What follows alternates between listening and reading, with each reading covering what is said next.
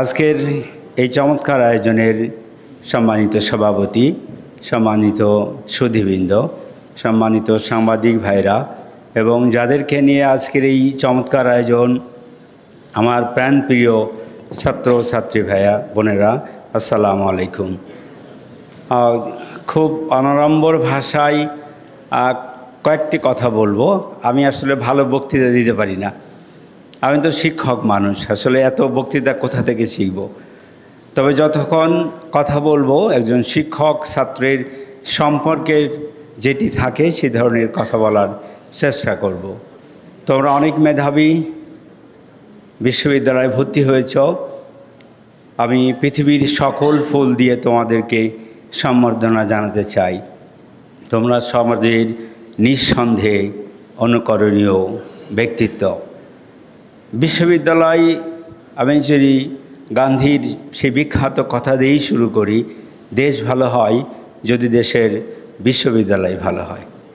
তো তোমরা বিশ্ববিদ্যালয়ে ভর্তি হয়েছ, নিঃসন্দেহে তোমরা আগামী বাংলাদেশকে পথ দেখাবে, জাতিকে স্বপ্ন দেখাবে, জাতির অগ্রদূত হিসেবে তোমরা ভূমিকা পালন করবে, এটি আমার দৃঢ় বিশ্বাস। তো তোমরা যারা নোয়াখালী বিজ্ঞান প্রযুক্তি বিশ্ববিদ্যালয়ে ভর্তি হয়েছ, নিঃসন্দেহে আরও একটা বিজ্ঞান প্রযুক্তির এই যুগে তোমরা বিজ্ঞান প্রযুক্তি বিশ্ববিদ্যালয় ছাত্র ছাত্রী হয়েছ, সেটাও একটি সৌভাগ্যের বিষয়। আমি আস্তে আস্তে তোমার ভিজি স্যারের সাথে কথা বলতেছিলাম, ওরা তো আমার অনুজ, সেই ফার্স্ট ইয়ার থেকে আমার বাসায় যাতায়াত আছে। নিঃসন্দেহে দুজন অভিভাবক এখানে আছেন, ডক্টর মোহাম্মদ ইসমাইল এবং ডক্টর রেজাওয়ান, দুইজনই অত্যন্ত মেধাবী, অত্যন্ত সুযোগ্য মানুষ। আমার বিশ্বাস তাদের মাধ্যমে এ বিশ্ববিদ্যালয় তার পথ ফিরে পাবে। প্রিয় উপস্থিতি, আমরা আল্লাহ সুবহানাহু ওয়া তাআলা এই পৃথিবীতে আমাদের সৃষ্টির সেরা জীব হিসেবে পাঠিয়েছে। ব্যবসায়ী কোনো মতভেদ আছে কারোর? আমরা কি সবাই সৃষ্টির সেরা জীব? নিঃসন্দেহে আমাদের কোনো মতপার্থক্য এখানে নাই। কিন্তু আমি যদি দ্বিতীয় প্রশ্ন তোমাদের করি, আল্লাহ সুবহানাহু ওয়া তাআলা আমাদের এই পৃথিবীতে পাঠিয়েছে অনেক দায়িত্ব দিয়ে। আমরা মানুষ নাকি? কিন্তু দেখেছো, প্রতিদিন মা ঘুম থেকে উঠে বলে আমার ছেলেটা মেয়েটা মানুষ হইল না, বলে না? বাবা বলে তোরা কবে মানুষ হবি? শিক্ষক বলে আমার ছাত্ররা মানুষ হচ্ছে না। রাষ্ট্র বলে আমি মানুষ চাই। আর ভূপেন হাজারিকা খুব চমৎকার করে গান লিখেছে, মানুষ যদি না হয় মানুষ, দানব কখনো হয় না মানুষ। দানব যদি হয় মানুষ, লজ্জা কি তুমি পাবে না হে মানুষ? শুধু প্রশ্ন না? তাহলে আমরা কি? মা বলছে মানুষ না, বাবা বলে মানুষ না, রাষ্ট্র বলে মানুষ না, কবিতায় বলে মানুষ না, গায়ক তার গানে বলে মানুষ না। তাহলে আমরা কি? দেখো, বিশ্ববিদ্যালয়ে এসেছো, এখন সেই সাহস হচ্ছে না। আসলে কি আমি মানুষ? কে এখন কি তোমরা তো সবাই মেধাবী, মেধাবীদের অল্পতে বললে বুঝে নিবে। তাহলে সাহস হচ্ছে না মানুষ কি না? আল্লাহর কি সন্দেহ আছে যে আমরা মানুষ কি না? কি বাবারে উত্তর দাও। আমার যতটুকু পড়ালেখা করেছি খুব অল্প জানি, একবার খুব বেশিও জানি না। তাতে আমার মনে হয়েছে যে আল্লাহর যথেষ্ট সন্দেহ আছে আমরা মানুষ কিনা। যারা সমাজ বিজ্ঞানে অনার্স পড়ে, প্রথম দিন ক্লাসে যেই তার শিক্ষক, ওইদিক খুলে গেছে, ওইদিক,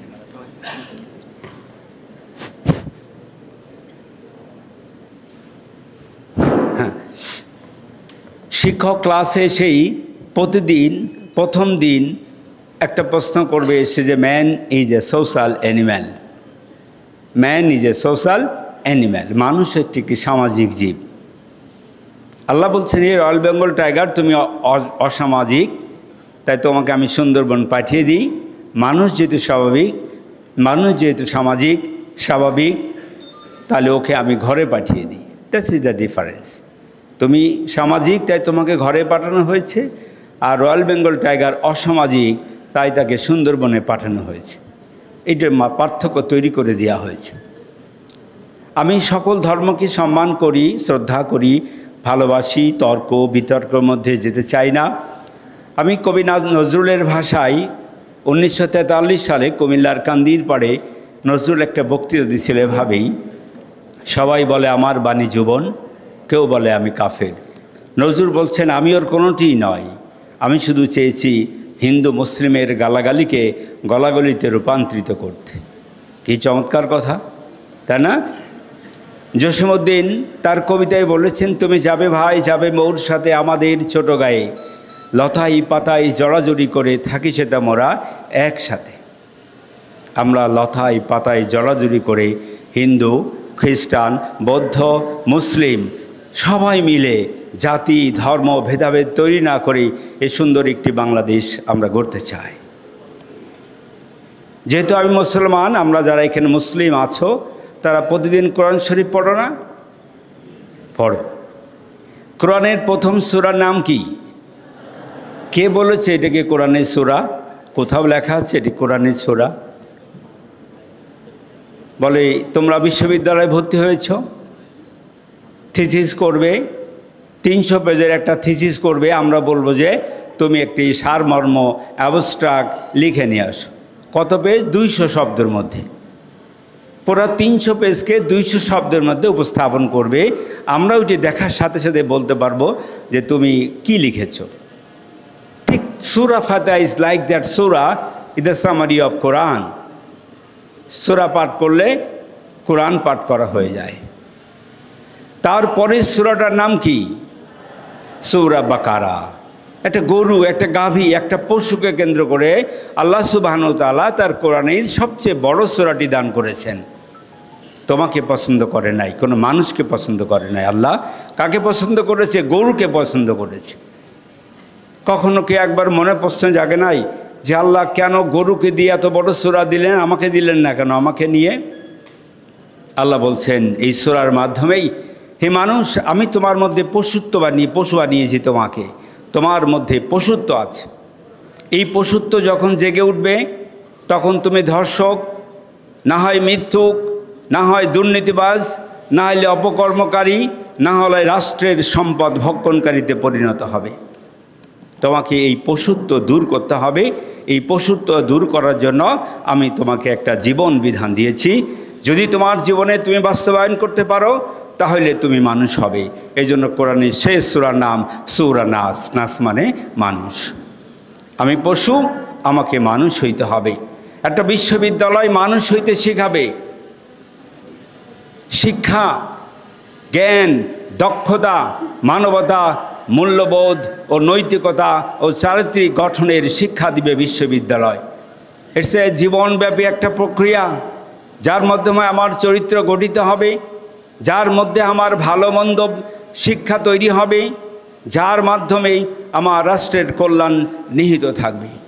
সুতরাং একটা বিশ্ববিদ্যালয়ের ছেলেকে কত দায়িত্ব নিয়ে আগামী সামনের দিকে আগাতে হবে। তুমি সৌভাগ্যবান, তুমি সেই বিশ্ববিদ্যালয়ের ছাত্র হিসেবে নিজেকে ইতিমধ্যেই উপস্থাপন করতে পেরেছ। তাহলে আমার জ্ঞান, দক্ষতা, মূল্যবোধের তৈরি করতে হবে। আজকে মূল্যবোধ হারিয়ে গেছে, জ্ঞান থাকলে দক্ষতা নাই, নাকি চারিত্রিক গুণাবলীতে আমি নিশ্চিহ্ন হয়ে গেছি। যার কারণে আজকে আমাকে এত কথা বলে বলে জাতিকে আবার পথে নিয়ে আসার চেষ্টা করা হচ্ছে। আমি রাজনীতিবিদ নই, আমি রাজনীতি অত বুঝিও না, আমি বুঝি আমাকে মানুষ হইতে হবে। সুতরাং বন্ধুরা, তোমরা যারা বিশ্ববিদ্যালয়ে এসেছো, তোমাদের কাছে আমি আবারও তোমাদেরকে মোবারকবাদ জানাই যে তুমি অত্যন্ত সৌভাগ্যবান। সুতরাং তোমরা যখন এসএসসি পরীক্ষা দিয়েছ, ইন্টারমিডিয়েটও পরীক্ষা দিয়েছ, মা ডেকে উঠেছে, বলো মা একটু পড়ো, বাবা একটু পড়ো। কিন্তু যেদিন বিশ্ববিদ্যালয়ে ভর্তি হয়েছ সেদিন বাবা বলে, মারে তুমি এখন বড় হয়েছ, তোমার সিদ্ধান্ত তুমি নাও। অর্থাৎ তোমাকে এখন বড়র কাতারে ফেলে দিয়েছি আমরা, তুমি এখন সিদ্ধান্ত নিবে। তুমি এখন টেস্ট করবে সমাজে কোনটা ভালো, কোনটা খারাপ, কোনটা সুন্দর, সেই টেস্ট করার সময় কিন্তু তোমার এসেছে। আমরা যারা এখানে বসে আছি, আমাদের সকলের তো একটা মাথা আছে না? এই যে একটা মাথা আছে না, আচ্ছা, হাতি দেখেছো তোমরা? সবাইকে হাতি দেখেছ? তা হাতির মাথা বড় না তোমার মাথা বড়? কখন কি একবার প্রশ্ন করেছো তুমি হাতির পিঠে ওঠো না হাতি তোমার পিঠে ওঠে? তো হাতির মাথা বড়, তোমার পিঠে ওঠে না। তোমার মাথা ছোট্ট, তুমি কেন হাতির পিঠে ওঠো? তিমি মাছ দেখেছ? অনেক বড় একটা পূর্ণাঙ্গ তিমি, ৪,৫০০ মণ পর্যন্ত ওজন হতে পারে। আমরা সবাই মিলে কি ৪,৫০০ মণ হব? না, সম্ভব না। এই ছোট্ট একটা মানুষ এই বিশাল একটা তিমিকে মেরে ফেলে। কি ক্ষমতা দিয়েছে আল্লাহ তাকে? কোন প্রজ্ঞার কারণে সে তিমিকে মারতে পারে? আমাকে সেটি চিন্তা করতে হবে। আল্লাহ সুবহানাহু ওয়া তাআলা আমাদেরকে পৃথিবীতে পাঠিয়েছেন। এই যে মাথা কয় কেজি ওজন? এই মাথা, সবাই তো সায়েন্সের ছাত্র,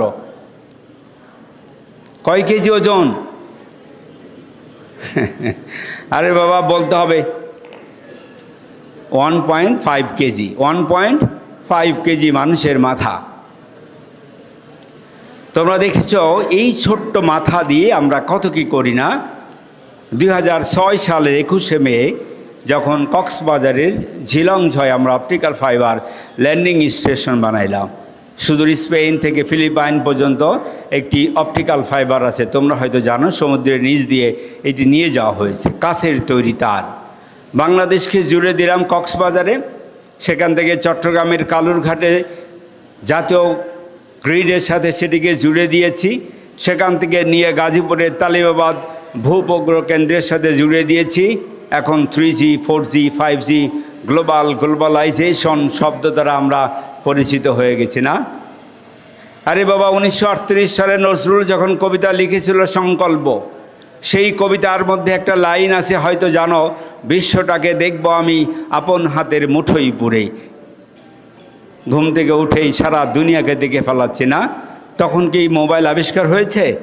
তাহলে নজরুল কোন প্রজ্ঞা, কোন ধী শক্তি দ্বারা এই চমৎকার লাইনগুলো রেখেছিল? চিন্তা করেছো কখনো? আজকে সেটি প্রমাণিত হয়েছে না?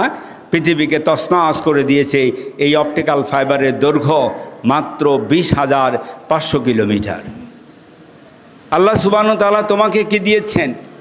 প্রত্যেকটা মানুষের মাথার মধ্যে, মেডিকেল সায়েন্স বলছে প্রত্যেকটা মানুষের মাথার মধ্যে 2.5 কোটি স্নায়ু বা নার্ভ আছে। প্রতি মুহূর্তে লক্ষ লক্ষ স্নায়ু তোমাকে অতন্ত্র প্রহরীর মতো পাহারা দিচ্ছে, যার কারণে তুমি খাও দাও, ঘুমাও, দৌড়াও, পড়ালেখা, কত চিন্তা করতেছো না? মেডিকেল সায়েন্স বলে যদি কখনো মানুষের মাথার এই স্নায়ুগুলোকে একটার সাথে একটা জয়েন করা যায়, তাহলে প্রত্যেকটা মানুষের মাথা থেকে 3,22,000 কিলোমিটার অপটিক্যাল ফাইবার তৈরি করা যাবে। একটা 20,000 কিলোমিটার অপটিক্যাল ফাইবারকে দুনিয়াকে তছনছ করে দিয়েছে। তাহলে তুমি কয়টা দুনিয়াকে তছনছ করতে পারো? চিন্তা করেছ? ভাগ করে দেখো। 15টা পৃথিবীকে তছনছ করে দেওয়ার ক্ষমতা আল্লাহ সুবহানাহু ওয়া তাআলা তোমার এই মাথার মধ্যে দিয়েছেন। কিন্তু আমরা তো আবিষ্কার করেছি 9টা গ্রহ, তার চেয়ে দ্বিগুণ ক্ষমতা আল্লাহ সুবহানাহু ওয়া তাআলা তোমাকে দিয়েছেন। কাল কিয়ামতের মাঠে আল্লাহ সুবহানাহু ওয়া তাআলা তোমাকে তার ব্রেনের কি কাজে লাগিয়েছ, কোন কাজে লাগিয়েছ, সেটার হিসাব দিতে হবে। আল্লাহ প্রশ্ন করবে, তোমাকে এত ক্ষমতা দিয়েছি, তুমি কি করেছ, কি করেছ? সব প্রিয় বন্ধুরা, চিন্তা করো যে আমাকে আল্লাহ দুনিয়াতে পাঠালো, এত ক্ষমতা দিল, আমি এখন কোন কাজে ব্যবহার করব? এই সিদ্ধান্ত কিন্তু তোমাকে নিতে হবে। বিশ্ববিদ্যালয়ে অনার্স পড়ি না, তাই তো? অনার্স মানে কি? কে ক্লাসে ঢুকে স্যারকে জিজ্ঞাসা করেছিলে, স্যার অনার্স মানে কি? সম্মান, কিসের সম্মান? কই রাস্তা দিয়ে হেঁটে যাচ্ছ, কোনো রিক্সাওয়ালা ধরে ডেকে বলেছে, আপা দাঁড়ান, একটু দাঁড়ান, আপনি কি করেন? তো আমি সম্মানে পড়ি, আসসালামু আলাইকুম। রিক্সাওয়ালা দিয়েছে তোমাকে আজ পর্যন্ত? দেয়নি কেন? তাহলে কিসের সম্মান? বিশ্ববিদ্যালয়ের প্রত্যেকটা ছাত্রকে প্রথম ক্লাসে ঢুকে আগে প্রশ্ন করতে হবে, স্যার অনার্স মানে সম্মান, আসলে কিসের সম্মান?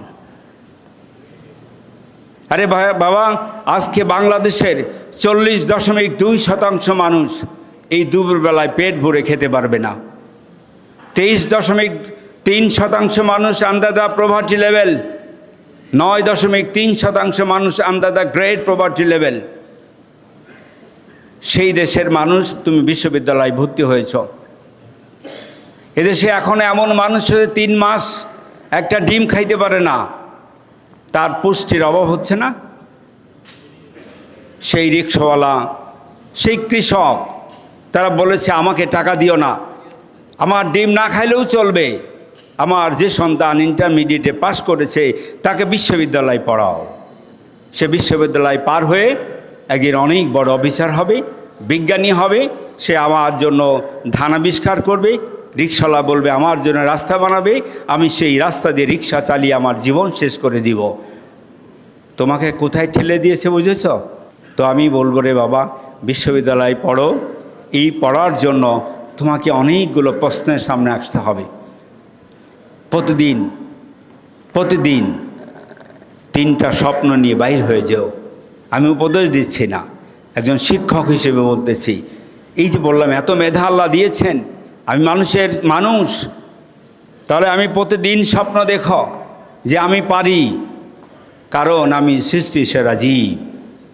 আমি পারবো কারণ আমি বিশ্ববিদ্যালয়ে পড়ি। তৃতীয়ত আমাকে পারতে হবে কারণ আমার পিছনে তাকিয়ে আছে আমার মা, আমার বাবা, আমার রাষ্ট্র, আমার সমাজ, সবাই আমার দিকে তাকিয়ে আছে, সুতরাং আমাকে পারতেই হবে। যদি তুমি একজন নলেজেবল মানুষ হতে চাও প্রিয় বিশ্ববিদ্যালয়ের ছাত্রছাত্রীরা, তাহলে তোমাকে 4টা প্রশ্ন প্রতিদিন করো। কি, কেন, কখন, কিভাবে, আমি কি। সক্রেটিস কি বলছে? নো দাই সেলফ, নিজেকে চেনো, তুমি কি, কত মেধা, কত ক্ষমতা, কত যোগ্যতা তোমাকে আমি দিয়েছি, কেন দিয়েছি, আমি কেন পৃথিবীতে এসেছি, আমাকে কি করতে হবে।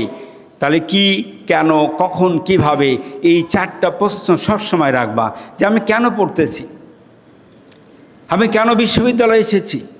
এই যে open source of knowledge, where you can make yourself and you can also destroy yourself. Every opportunity is open in the university level, but you will take the decision what you will test. কোনটাকে তুমি গ্রহণ করবে, ধ্বংস হয়ে যাবে না নিজেকে তৈরি করবে।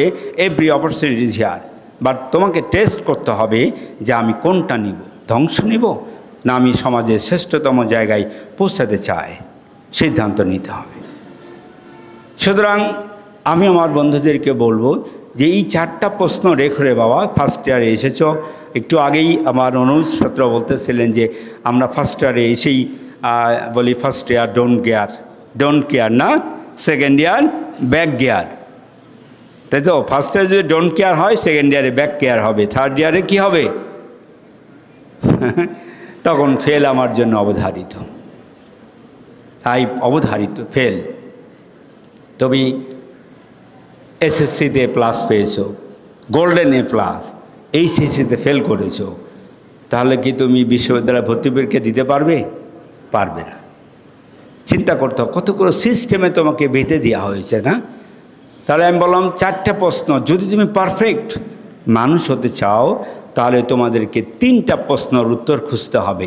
KSA, K for knowledge, S for skill, A for attitude, আচরণ। Knowledge is the power of a man. সারা দুনিয়া কি বলেছে? Atom bomb power, skirt power, missile power, cruise power, এগুলোকে বলেছে নলেজ ইজ পাওয়ার। আর আল্লাহ সুবহানাহু ওয়া তাআলা সূরা নামলে বলছেন যে জানে আর যে জানে না সে কখনো এক হতে পারে না। That is knowledge. তোমাকে আগে নলেজেবল হতে হবে। A huge information with you, but you don't know how to use the information. অনেক জানো কিন্তু ইউজ করতে পারছো না। 4টা কারণে তুমি বিশ্ববিদ্যালয়ে এসেছো। সুতরাং আমাকে নলেজেবল হতে হবে। আজকে ইসরায়েল যেভাবে নির্মমভাবে মানুষ হত্যা করে, যেভাবে নির্মমভাবে মানুষের অধিকার থেকে বঞ্চিত করছে, কেন করে? আমরা কি একবার চিন্তা করে দেখেছি সেগুলো? একটা ছোট্ট ইসরায়েল, 67,000 বর্গ কিলোমিটার ইসরায়েল, সারা পৃথিবীকে তছনছ করে দিয়েছে। 1.5 কোটি ইহুদি পৃথিবীকে তছনছ করে দিয়েছে, কিন্তু তুমি কেন পারো না? কি নাই তোমার? কোথায় তোমাকে অ্যাচিভ করতে হবে? This is knowledge. যখন এটি করবে তখন মাথার মধ্যে তোমার এটি গ্রো করবে। এস ফর স্কিল, দক্ষ। আজকে অনেক মানুষ বাংলাদেশে, চাইলেই কত মানুষ ডাকলে পাওয়া যায়, কিন্তু ইফেক্টিভ অ্যান্ড এফিসিয়েন্স পিপুল আমি খুঁজে পাচ্ছি না। দক্ষ নাই, কার্যকরী মানুষ নাই। আমার মানুষ আছে, কার্যকরী নাই। সেই কার্যকর মানুষ তৈরি হও বিশ্ববিদ্যালয়। কার্যকর জায়গা হচ্ছে বিশ্ববিদ্যালয়। তো তোমরা আজকের সায়েন্স টেকনোলজি এই যুগে, আজকে দেখেন আমি এই নোয়াখালী বসে বলছি, ট্রাম্প তুমি আসো সেনবাগে, আমি তোমাকে দেখে নেব। ট্রাম্প বলে দাঁড়াও, আমি যদি টিপ মারি তাহলে কিন্তু খবর আছে, কারণ ট্রাম্পের কাছে ইন্টারকন্টিনেন্টাল মিসাইল 13,500 কিলোমিটার দূরে আছে, মারতে পারে। একটা অ্যাটম বোম নিয়ে যে ফেলবে সেখানে। দেখেন না, ইরানে বোম ফেলেছে, 47 ঘন্টা বিমান নিয়ে উড়ে এসে বোম ফেলে চলে গেছে। কয়েকদিন আগে তোমরা দেখেছো চীন 20,000 কিলোমিটার পাল্লার ক্ষেপণাস্ত্র পাঠিয়েছে না? পৃথিবীর প্রান্ত থেকে প্রান্ত কত কিলোমিটার বলতে পারবে? পৃথিবীর প্রান্ত থেকে প্রান্ত পর্যন্ত যদি 180 ডিগ্রি হয়, প্রতি ডিগ্রি সমান 69 মাইল বা 111 কিলোমিটার। এগুলো গুণ করে দেখো, ওই ক্ষেপণাস্ত্রের অর্ধেক। চীন মার্কিন যুক্তরাষ্ট্র যখন বানালো অ্যাপাচি স্টেল B-52, কী জিনিস এগুলো? খাওয়ার জিনিস নয় রে বাবা, এগুলো বিমান, ঘন্টায় 5,000 কিলোমিটার বেগে চলে। চীন বলল, আমি আমার বিশ্ববিদ্যালয়ে এমন ছেলে জন্ম দিয়েছি যে মার্কিন যুক্তরাষ্ট্র আমার ছেলেরা এমন কিছু বানিয়ে দিবে তুমি চোখে দেখতে পারবে না। 2021 সালের জুলাই মাসের 7 তারিখে তারা কম্বো বিমান বানালো চীনের জাতীয় বিশ্ববিদ্যালয়ের ছেলেরা। যে বিমান ঘন্টায় 10,000 কিলোমিটার বেগে চলতেছে। বেইজিং থেকে নিউ ইয়র্ক 8,000 কিলোমিটার। চীন বলতেছে, তোমার বিমান বাহিনী সেনাবাহিনী উঠে বিরাস করার আগেই, মুখ ধোয়ার আগেই আমার ছেলেরা তোমাকে তছনছ করে দিয়ে আসবে, তুমি উঠতে পারবে না। মার্কিন যুক্তরাষ্ট্র বলতেছে, আমি অ্যান্টি মিসাইল আমার ছেলেরা বানিয়ে দিচ্ছে, ওটি আকাশে ধরে নিব। চীন গত 1 সপ্তাহ আগে এমন কিছু বানালো, বললে আমি 20,000 পাল্লার ক্ষেপণাস্ত্র বানিয়েছি, তুমি আমাকে আর ধরতে পারবে না। এই যে যুদ্ধ কারা করে? বিশ্ববিদ্যালয়ের ছেলেরা করে। এটি কোনো রিক্সাওয়ালা, কোনো কৃষকের কাজ এটি নয়। এই কাজটা হচ্ছে একটা বিশ্ববিদ্যালয়ের ছাত্রের কাজ। সুতরাং তোমাকে চিন্তা করতে হবে যে আমি যে বিশ্ববিদ্যালয়ে এসেছি আমার কাজটা কি। যে বিশ্ববিদ্যালয়ে তুমি পড়ো না কেন, সেখানে বসে এটি করা সম্ভব। আজকে সায়েন্স টেকনোলজির এই যুগে তুমি এই নোয়াখালী বসেই এমনভাবে নিজেকে তৈরি করে নিয়েছো, সারা দুনিয়ার সাথে নিজেকে সম্পর্ক করেছো না? আর ঢাকা শহরে বসে একটা ছেলে যদি দুনিয়া থেকে বিচ্ছিন্ন থাকে, তাহলে এই নোয়াখালী ছেলেটার গুরুত্ব সবচেয়ে বেশি আজকের সায়েন্স অ্যান্ড টেকনোলজি যুগে। সুতরাং ওইটাকে আমি বলছি তোমার স্কিল। এতক্ষণ যেটি বললাম যে একটা বিশ্ববিদ্যালয়ের ছেলে, তাকে স্কিল ডেভেলপমেন্ট করতে হবে। পড়ালেখার পাশাপাশি নিজেকে তৈরি করে নাও। প্রত্যেকটা মানুষের মেধা থাকে অব্যক্ত, লোকায়িত, অপস্ফটিত, অবিকশিত। আমার এই ছোট্ট বোনটাকে যে বলে আমার গাড়িটা চালিয়ে আমাকে একটু রেখে আসো, তো বলে না স্যার আমি এটি চালাতে পারি না। তো ওকে নিয়ে বিআরটিসি ট্রেনিং সেন্টারে গেলাম। 3 দিন 4 দিন 5 দিন যখন ট্রেনিং দিলাম, 6ষ্ঠতম দিনে দেখবেন বলছে, স্যার চলেন আজকে আমি আপনাকে রেখে আসি।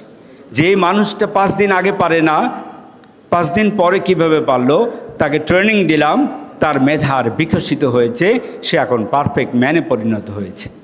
We need like that man. তার রাষ্ট্রকে পরিচালনা করবে পারফেক্ট ম্যান দ্বারা। শুধু মানুষ বসাই দিলে হবে না, হাজার হাজার মানুষ বসিয়ে দিলে কি রাষ্ট্র চলবে? একটা পারফেক্ট ম্যান, রাইট প্লেসে আমাকে বসাতে হবে। সুতরাং তোমরা স্কিল হও, বিশ্ববিদ্যালয়ে পড়ো, সাথে সাথে ইন্টারনেট বলো, এটা বলো, ওইটা বলো, সব জায়গায় নিজেকে প্রবেশ করাও।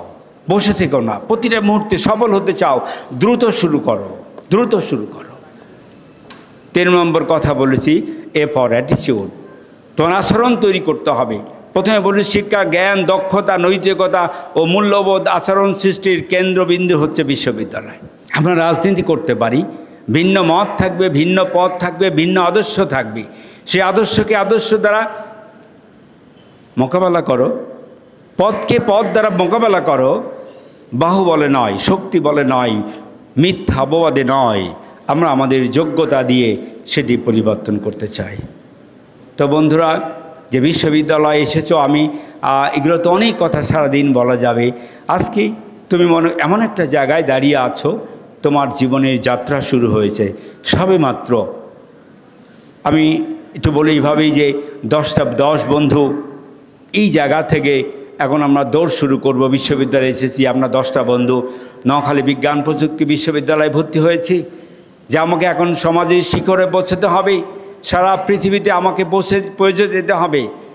আমরা যদি সেই উন্নতির শিখরে জায়গাটা মনে করো সেন্ট মার্টিনে আছে, আমরা উদাহরণ দিই, তোমরা সেন্ট মার্টিনে একটা বিস্কিটের মাথায় উন্নতির সমস্ত কিছু ওই বিস্কিটের মাথায় বেঁধে রেখেছি না। এবার মা বলছে দৌড়াও, তোমাকে খেতে হবে, শিক্ষক বলে তোমাকে ওই বিস্কিট খেতে হবে, রাজনীতিবিদ বলে আমার ছেলে মেয়েকে ওই বিশ্ববিদ্যালয়ে ওই বিস্কিট খেলে দেশের উন্নয়ন হবে। আমরা সবাই ঠেলে পাঠিয়ে দিলাম, দৌড়াচ্ছ, দৌড়াইতে দৌড়াইতে টেকনাফে চলে গেছো, এখন সেই জায়গায় দাঁড়িয়ে আছো, কোনো বাধা আসে নাই। টেকনাফ থেকে শাহপুরী দ্বীপে গেলে তাও বাধা নাই। শাহপুরী দ্বীপে যখন সবাই 10 জন পৌঁছে গেলে, এখন সামনে বিশাল সমুদ্র, সেন্ট মার্টিনে যেতে হবে, 15 কিলোমিটার বাংলা চ্যানেল পাড়ি দিতে হবে। তোমাদের লাইফটা কিন্তু সেখানেই। আমরা সবাই পিছন থেকে ধাক্কা মেরে তোমাকে সমুদ্রে ফেলে দিলাম। প্রথমেই 3 বন্ধু সমুদ্রের এই পানি দেখে ভয়ে হাত পা ছেড়ে দিল, আমি এই পথ কীভাবে পাড়ি দিব। আর 7 বন্ধু যাচ্ছে, আমাকে সেন্ট মার্টিন তো যেতে হবে। ঠিক সমুদ্রের মধ্যখানে যে বিশাল বিশাল ঢেউ, এই ঢেউ দেখে আবার 3 বন্ধু হাত পা ছেড়ে দিয়েছে। তারও কিন্তু অতীতের 3 বন্ধুর মতো সলিল সমাধি অবধারিত ঘটবে। আর 4 বন্ধু আছে ওই যে সেন্ট মার্টিন, যে কি যাওয়া যায় কি না, কাছাকাছি চলে এসেছে, ক্ষুধার্ত, পা ওঠে না, মাথা করে হাত চলে না, আবার 3 বন্ধু হাত ছেড়ে দিল। তারও কিন্তু অতীতের 6 বন্ধুর মতো সলিল সমাধি অবধারিত ঘটবে। আর 1 বন্ধু কোনো রকম নড়তে নড়তে যে সেন্ট মার্টিনের মাটিতে পা দিয়েছেন, মা দৌড়ে আসবে, পাজা করে ধরবে, বাবারে তোর কি কষ্ট হয় নাই? শিক্ষক বলবে তুমি কিভাবে আসলে, সাংবাদিক দৌড়ে ছবি তুলবে, প্রতিষ্ঠান দাঁড়িয়ে থাকবে, তাকে সম্বর্ধনা দিবে। আর যেই 7 জন সমুদ্রের অতল গহ্বরে তলিয়ে গেল, তাকে কি কেউ সম্বর্ধনা দিবে? কোনো মা কি জড়িয়ে ধরবে? বন্ধুরা, তোমরা আজকে সেখানে দাঁড়িয়ে আছো, সেন্ট মার্টিনে যাবে না তার আগেই সলিল সমাধি ঘটাবে? বিশ্ববিদ্যালয়ের ছেলে কখনো তাকে প্রতিমধ্যে সলিল সমাধি ঘটাতে পারে না। তাকে যেতে হবে সেন্ট মার্টিনে, অভিনয় করতে হবে। আমার পেটে ক্ষুধা থাকতে পারে, কিন্তু অভিনয় করে হাতটা বাড়াতে হবে। তা আমি বলি, যে ছেলে ফার্স্ট ইয়ারে ভর্তি হয়েছে, সে যদি তার হাত পা শুধু নাড়ায়, তাহলে অবশ্যই অবশ্যই সে সেন্ট মার্টিনে পৌঁছাতে পারবে। সে যদি বিপদগামী না হয়, সে যদি সময়কে কাজে লাগায়, তাহলে অবশ্যই অবশ্যই ওই ছেলে মেয়েটা সফল মানুষে পরিণত হবে। তো আমাদের অনুরোধ থাকবে, ভাইরে, এই বাংলাদেশটা আজকে আমাদের সামনে এমন একটা বিষয় এসে দাঁড়িয়েছে, চারিদিক থেকে আমাদেরকে হায়নারা চারিদিকে ছাড়িয়ে দিয়েছে। কে আমার মাটি গিলে খেতে চায়, কে আমার পানি খেতে চায়, কে আমার বাতাসকে গিলে খেতে চায়, কে আমার সার্বভৌমত্বকে তছনছ করে দিতে চায়। যেই দেশে এত মেধাবী থাকে, তাদের কিভাবে সম্ভব তার স্বাধীনতা সার্বভৌমত্ব ভুলুণ্ঠিত হবে? এই নোয়াখালীতে একটা কথা প্রচলিত আছে, পোয়ার মতো পোয়া একটা হইলেই শের, পোয়ার মতো পোয়া একটা হলেই শের। তার মানে কি, যদি একজন তৈরি হয়, যদি একজন পথ দেখাতে পারে, সেই জাতি কখনো পথ বিভ্রান্ত হতে পারে না। আজকে তোমাদেরকে যারা এখানে নিয়ে এসেছে, আমার বিশ্বাস তারা একজন পোয়া তৈরি করতে চায়, তারা একজন যোগ্য মানুষ তৈরি করতে চায়, তারা একজন সৎ মানুষ তৈরি করতে চায়, তারা একজন দক্ষ মানুষ তৈরি করতে চায়। এই সকলের সম্মিলনের ভাবে আমরা একটি সুন্দর বাংলাদেশ গড়তে চাই। সুতরাং এই সুন্দর বাংলাদেশ গড়ার জন্য তোমাদের বিশ্ববিদ্যালয়ের ছেলেমেয়েদেরকে অনেক অনেক অনেক বেশি ভূমিকা নিতে হবে। চারিদিক থেকে যে হায়নারা হাত পেতে দিয়েছে, হাত বাড়িয়ে দিয়েছে, তাদের হাতকে আমরা প্রসারিত করতে দিতে পারি না। প্রিয় বন্ধুরা, আমি শেষ করব। বক্তৃতা সারাদিন দেওয়া যাবে, শুধু শেষে আমার একটা কথা থাকবে যে দেশ আমার, মাতৃকা আমার, সেই দেশের আমি অতন্ত্র প্রহরী। অনেক ঘাত প্রতিঘাত আসবে, তার মধ্যে দিয়েই বিশ্ববিদ্যালয়ের ছেলেরা দেশকে সম্মুখ ভাগে নিয়ে যাবে। আজকে দেখেন মার্কিন যুক্তরাষ্ট্র তাদের অর্থনৈতিক উন্নয়নের জন্য 43 বছর যাত্রা লেগেছে। তোমরা যারা অর্থনীতি বোঝো, pre condition, pre take off maturity, consumption, এই 5টা স্টেজ পার করে একটা রাষ্ট্রকে স্থিতিশীল হতে হয়। যদি মার্কিনদের 43 বছর, ব্রিটিশদের 38 বছর, আমরা 54 বছর পার করেও কিন্তু এখন সেটা পারি নাই। কেন পারি নাই? কারণ ওই যে বিশ্ববিদ্যালয় ভালো হতে পারে নাই।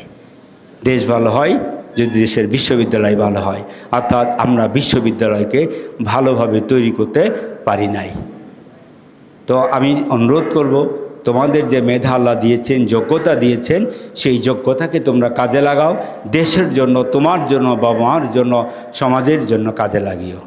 আর শেষে আমি বক্তৃতা আমার 3টি অনুরোধ থাকে। আমি সবসময় বলি, 1 নম্বর অনুরোধ, মেধাবী মানুষ কখনো বাবা মাকে কষ্ট দিবে না। যত বড় হও, যেখানে থাকো, যেভাবেই থাকো, যত বিজ্ঞানী হও, যত বড় প্রতিষ্ঠিত হও, বাবা মাকে কখনো কষ্ট দিবে না। যেই মানুষগুলোর কারণে তোমরা আজকে এখানে বসে আছো, তাদের কষ্টের কারণে, তাদের ত্যাগের কারণে তোমরা বসে আছো। 2 নম্বর, কখনো দেশকে ভুলে যাবে না। এই দেশ আমাদের। হয়তো দেশ আমাদের কিছু দিতে পেরেছে কি না পেরেছে সেটা নিয়ে অনেক ডিবেট তৈরি হতে পারে, কিন্তু দেশ আমাদের। এই দেশকে কখনো ভুলে যেও না।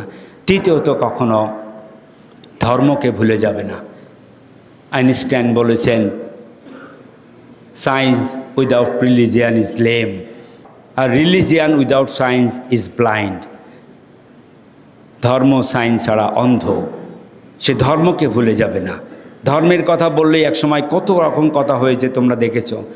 তো এখানে যদি কোনো হিন্দু ভাই থেকে থাকো, আমি তাকে অনুরোধ করব প্রতিদিন মন্দিরে যে পূজা করবে। যদি কোনো খ্রিস্টান থাকো, প্রতিদিন গির্জায় যেও। আর মুসলমান ভাইয়েরা প্রতিদিন নামাজ পড়বে, মসজিদে যাবে। যে মানুষ নামাজ পড়ে, মসজিদে যায়, গির্জায় যায়, মন্দিরে যায়, সে কখনো দুর্নীতিবাজ হতে পারে না। সুতরাং এই দেশটা ওই ধর্ম থেকে যখন বিচ্ছিন্ন হয়ে যাবে, তখন কিন্তু মানুষের মনুষ্যত্ববোধ থেকে বিচ্ছিন্ন হয়ে যাবে। সুতরাং ধর্মেই মানুষকে, পৃথিবীর কোন বিজ্ঞান আছে মা বলতে শিখিয়েছে? কোন বিজ্ঞান আছে তোমাকে শ্রদ্ধা করতে শিখিয়েছে? যার প্রত্যেকটা শিক্ষা দিয়েছে ধর্ম, ধর্ম এবং ধর্ম। সুতরাং সেটাকে আঁকড়ে ধরে রেখো। বার্ট্রান্ড রাসেলের নাম শুনেছ তোমরা, যেহেতু বিশ্ববিদ্যালয়ে সায়েন্সে পড়ো। খুব বিখ্যাত পণ্ডিত বার্ট্রান্ড রাসেল। কখনো গণিতবিদ, কখনো ফিজিশিয়ান, কখনো তুমি ফিজিক্সের পণ্ডিত, কখনো তুমি সাইকোলজির পণ্ডিত বার্ট্রান্ড রাসেল। তো বার্ট্রান্ড রাসেল সবসময় বলতো যে তোমরা বিবাহ করিও না। তো খুব ভালো কথা, বিবাহ না করলে তো অনেক কিছু থেকে মুক্ত থাকা যায়, সংসার নাই, এটা নাই, ওইটা নাই। কিন্তু বার্ট্রান্ড রাসেল একে একে 3টা বিবাহ করিয়াছিলেন। তো একদিন বার্ট্রান্ড রাসেল একজন অনুসারী যে বললেন যে আপনি আমাদের বিবাহ করতে নিষেধ করেন, অথচ আপনি তো 3টা বিবাহ করিয়াছেন। তো বার্ট্রান্ড রাসেল উত্তর দিয়েছিল খুব চমৎকার করে, what I say, this is my philosophy. আমি যেটি বলি তোমাদের সেটি আমার দর্শন। What I do, this is my life. আমি যেটি করি সেটি আমার লাইফ, জীবন। তাহলে বিয়েটা ছিল তার জীবন, আর বলাটা ছিল তার দর্শন, তাই না? তার জীবন ও দর্শন 2টি ভাগে বিভক্ত ছিল। আর আমি তোমাদের কাছে অনুরোধ করে যাব, আমাদের প্রত্যেকের জীবন দর্শন হবে একটা, সেটি কোরআন, কোরআন এবং কোরআন। এটিকে আঁকড়ে ধরে রাখো। তোমার জীবন দর্শন ভিন্ন হবে না, তুমি একজন সফল মানুষে পরিণত হবে অবশ্যই। আল্লাহ সুবহানাহু ওয়া তাআলা আমাদের সকলকে মানুষ হওয়ার তৌফিক দান করুন। আপনারা ভালো থাকেন, সুন্দর থাকেন। আবার ইনশাল্লাহ বেঁচে থাকলে আপনাদের সাথে দেখা হবে। আসসালামু আলাইকুম।